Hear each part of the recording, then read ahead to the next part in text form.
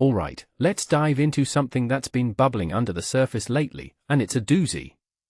Imagine this: North Korea, a country already known for its isolationist policies and military posturing, is reportedly gearing up to send up to 50,000 troops to Russia. Yes, you heard that right. 50,000, and this isn't just a rumor, it's coming straight from Volodymyr Zelensky himself. Personally, I think this is a massive red flag, and here's why. First off, what does this even mean? Well, Zelensky claims that Pyongyang isn't just sending troops for show. They're allegedly there to study the war in Ukraine, to gain insights into modern warfare. Now, this raises a deeper question: why would North Korea care so much about a conflict thousands of miles away? In my opinion, this isn't just about military strategy.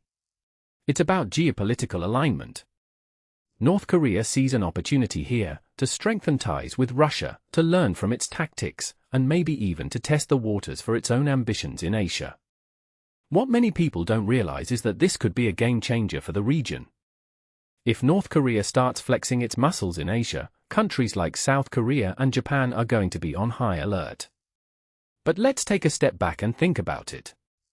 Why would Russia even want North Korean troops? Russia's military is already massive, right?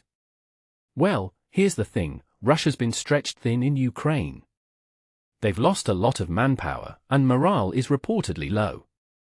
Bringing in North Korean troops could be a way to bolster their numbers without drawing too much attention. It's a strategic move, but it's also a risky one. North Korean soldiers are known for their discipline, but they're also untested in modern warfare. This raises a deeper question: could this backfire spectacularly? I mean, what if these troops become a liability instead of an asset? Now, let's talk about the broader implications.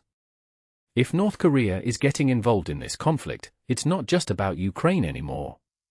It's about global alliances. Zelensky's already urging closer cooperation between Kiev and South Korea, which makes sense. If North Korea's in the game, South Korea can't afford to sit on the sidelines. But here's where it gets really interesting: what does this mean for NATO? Earlier this week, there were reports that Putin might order an attack on a NATO country within weeks. If that happens, and North Korea's troops are already in Russia, does that complicate things even further? Personally, I think it does. It adds another layer of unpredictability to an already volatile situation. And then there's the drone incident in Bulgaria. A drone, likely from Ukraine, exploded near a gas pipeline. Now, Ukraine's saying it was accidental, but here's the thing: accidents like these can escalate quickly.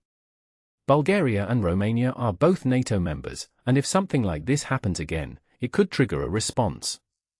What this really suggests is that the war in Ukraine is spilling over into other regions, whether intentionally or not. It's not just contained to Eastern Europe anymore. Finally, let's talk about Trump's comments. He brushed off Russia's attacks on civilian targets in Ukraine, saying the US is separated by an ocean.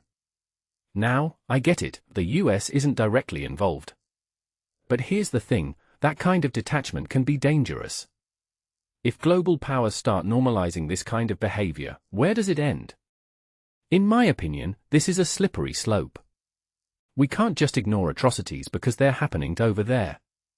It sets a precedent that could come back to haunt us. So, where does this leave us? Well, personally, I think we're at a critical juncture. The war in Ukraine is no longer just about Ukraine and Russia. It's about global alliances, military strategies, and the potential for escalation. North Korea's involvement adds a whole new dimension to this conflict, and I can't help but wonder: are we underestimating how far this could go? What do you think? Let me know in the comments below. Because one thing's for sure, this is a story we need to keep watching closely.